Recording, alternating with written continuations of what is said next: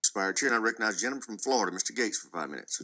Mr. Secretary, you told Senator Schmidt yesterday that if the 8,000 plus service members who've been separated from the military due to the vaccine mandate want to reapply, that they're welcome to do so, but that you would do nothing to solicit their reapplication or to incentivize it. Why is that? I think it's incumbent upon the individual to make that decision and reapply. The mechanisms are there. Yeah, but why don't, you're overseeing a recruiting nightmare in our military right now. These are 8,000 patriots. And by the way, your department broke the law in administering the vaccine mandate. And that's not me saying so. That's the Inspector General for the Department of Defense who wrote on June 2nd of 2022, we found a trend of generalized assessments rather than the individualized assessment that is required by federal law. The department did not break the law. So the DO, so wait, you mean the IG is wrong? You think the IG is wrong? Mandate he says he broke the law. The lives of a number of well, it ruined the lives of a number of people too. And it ruined the lives of people who love our country and want to re-enlist. Let me ask you this question. If we direct you by force of law to re-engage and incentivize the re-enlistment of these folks with full back pay and rank, do you have the capability to follow that instruction? You put provisions in the law to enable those people those former service members to reapply in accordance with the service.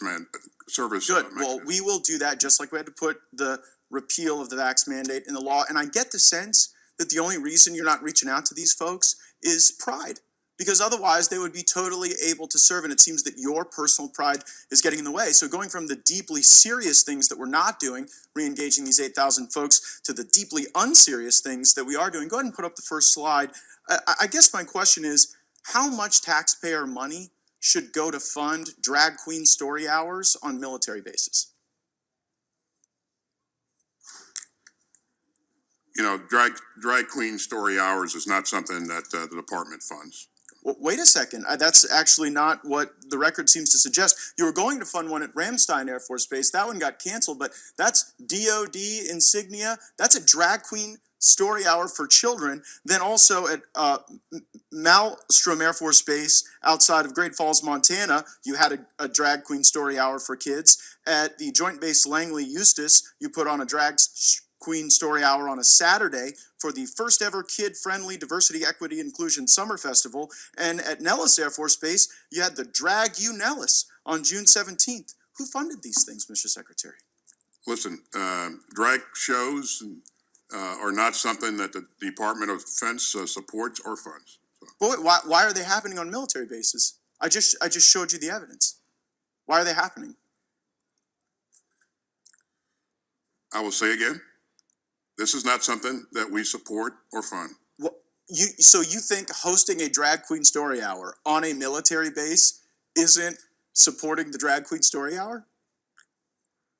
I stand by what I just said. But you may stand by it, but it's belied by the evidence over and over again. I mean, are you aware of the piece? Biden's military, Air Force Base in Montana holds drag show, drag queen story hour for kids in the Western Journal. Are you aware of that? Again, I will say what I said before. You're saying what you're saying, but I guess it just doesn't comport with the facts. General Milley, this will be my last time to question you. You mentioned 2 years ago that you wanted to better understand white rage. And so my question is this. Did you read this book? No, not at all. It is What is White Privilege is the book, and it's actually written by a DOD official, a senior official in diversity, equity, and inclusion, and there are now hundreds of these books in dozens of schools, and I wonder if you guys connect this to your problems with recruiting. I've never read it, never seen it. Frankly, I don't even think about that stuff. I think about go ahead and put up the next slide. About the readiness of the force. Go ahead and put up the next slide, please.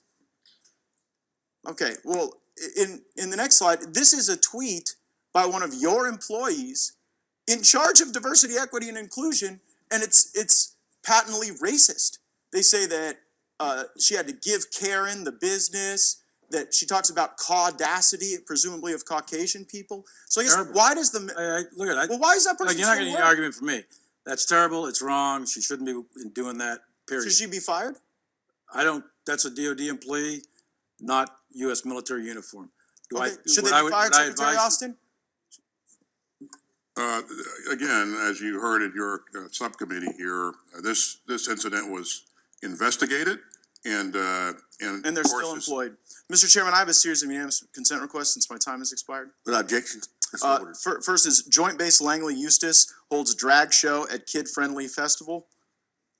And the next is U.S. Military defends drag show at largest training center as, quote, essential to morale. And the next is Nellis Air Force Base hosts first ever drag queen show, essential to morale and readiness. That's a Breitbart piece. And finally, Ramstein cancels library's drag queen story time for Pride Month following criticism. Without objection, so ordered. Gentleman's time's expired. Can I get copies of those? Because I'd like to take a look at those myself, actually, take a look and find out what actually is going on there, because that's the first I'm hearing about that kind of stuff. I don't read those news stories, I don't know what you're talking about. I'd like to take a look at those, because I don't agree with those. Well, they're I think- now I in the think those official things record. Shouldn't be happening. Thank period. you. Thank you for that admission. Great. I would like to point out, Chairman, that our students in Dodea schools scored the highest on, the eighth graders and fourth graders scored the highest in math and reading in the country. So I want to thank all of our Dodea professionals who made that possible, and I encourage them to keep it up. Well, I hope you're not thanking that one. Yeah. Gentleman's time's expired. Thank the gentleman chair, and I recognize the gentleman from Florida, Mr. Mills, for 5 minutes. Thank you, Mr. Chairman. Gentlemen, thank you so much for being here today.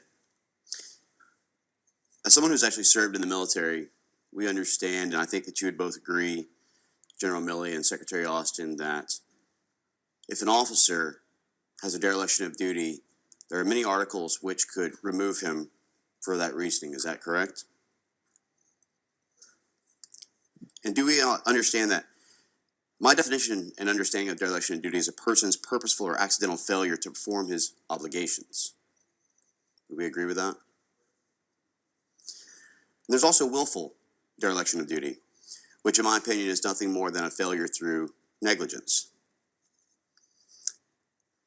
Now, Secretary Austin, we have seen where we have failed to secure a status of forces agreement during Iraq withdrawal, which has now allowed ISIS to retake key locations in Baghdad.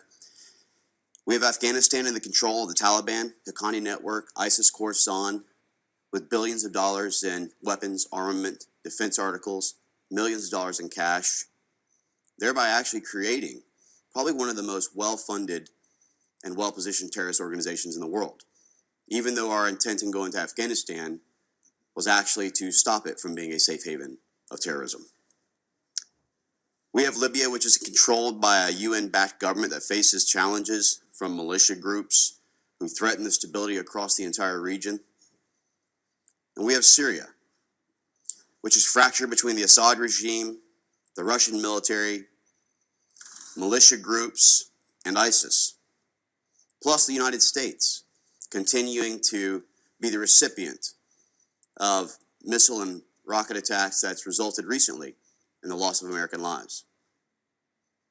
And as my colleague Representative Johnson had pointed out, also not abiding by law. Many of these things are very personal to me.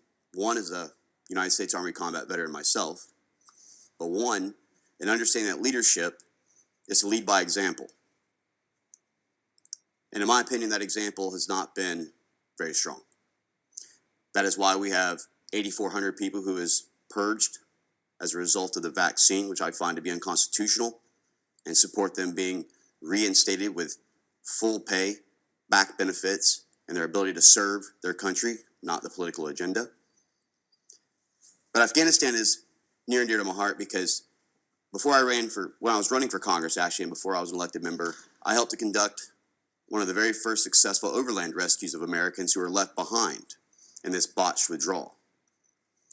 And we also know that there was officers who were deployed and military members who were deployed, like Sergeant Vargas Andrews, who could have actually have engaged and taken out the suicide bomber in Afghanistan at the Abbey Gate, but had no escalation of force and no rules of engagement to be able to do so.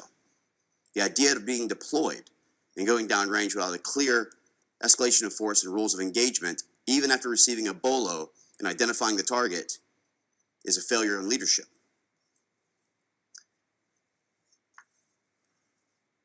In my opinion, this is willful.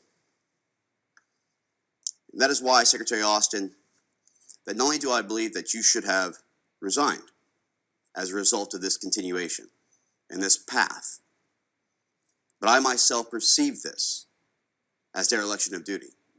And I take that very seriously, especially for our armed service members and those who are looking for accountability as a result of this botched withdrawal. Based on my perception and having conducted these operations and seeing how political optics was placed above the true military strategy, where we should have held Bagram Air Base, held the detention center, had a conducted withdrawal as the way it was supposed to, not shut down and entrap Americans by taking over HKI, the commercial airspace, and abandoning thousands of Americans, not to mention our SIV and the friends of those who have fought beside us proudly and honorably, who are being methodically and systematically murdered now, who trusted the American people for 20 plus years, and the increase in suicide rates of American soldiers who spiked to over 25 after this failed withdrawal as a result of them feeling as if they had failed. That is why, Secretary Austin, and based on further hearings and investigations, I've already drafted my articles of impeachment for the dereliction of duty. I do feel there needs to be accountability at the top and at the highest levels. And I hope that we can get true accountability with future hearings and investigations and your testimonies that would actually either substantiate or discredit my beliefs. With that, I yield back. Gentleman's time's expired. Gentleman from Texas, Mr. VC is recognized for 5 minutes.